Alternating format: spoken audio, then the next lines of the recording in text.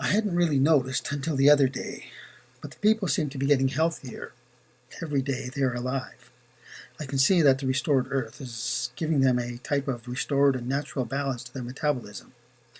That is to say, since we've stopped pumping unnatural chemicals into the ground, water, and food supplies, all their bodies seem to have healed themselves.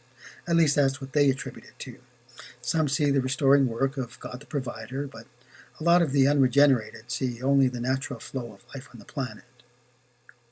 There are two other things I've noticed significantly than others in regards to the restoration of the earth.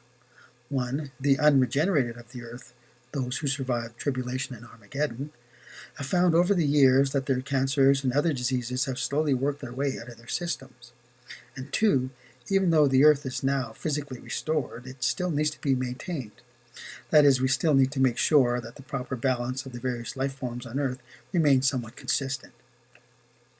The human process of earth restoration began simply by following one of the original preventative maintenance tips Father gave us in the old days. Just leave your fields dormant for 1 full year every 7 years.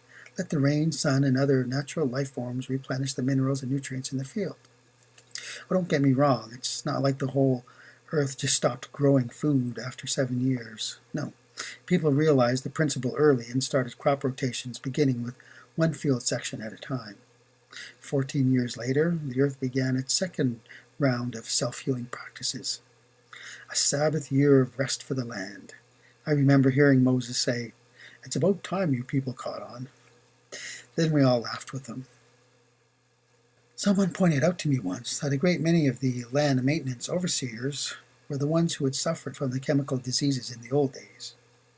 In their old bodies, they had suffered through the pains of chemotherapy or other treatments for 21st century diseases, and now they were determined to not let this happen to anyone else ever again. So they chose to help repair and maintain the planet. Many unregenerated also helped to keep things in proper balance with their own physical natures in mind. When you get down to it, though, any so-called sickness for the natural human being here during the reign is very short-lived. All one needs to do, if one should get a cold or stomach problems or whatever, is just pick up some temple tea at their nearest local fruit stand. And in case you haven't heard, Earth's many varieties of fruit trees are each growing alongside the Temple River. There the trees and fruit are naturally fed with the purest water the Lord has ever created. The resulting produce is used to feed the nations, and their leaves are for the healing of the people in them. Eating the fruit strengthens the people's immune systems, helping to keep them from getting sick and whatnot. And should they ever get sick, the leaves are made into a tea or some sort of drink that almost instantaneously heals them. Natural, God-enhanced herbal medicines. Each kind of fruit will heal every kind of sickness any human could ever get. Broken bones, gallstones, headaches, or all other natural forms of sickness. Cancers and other radiation-linked diseases left when Father burned them off with his fire. But even if they ever showed up again, I'm sure Father would create a fruit tree that could wipe away those kinds of sicknesses too. You know, I've had this idea cooking since I first watched the earth being renewed. I'd like to put forward to have a big party of sort at the end of the millennial reign, to say thanks for the memories or something like that. I'm still praying about that one.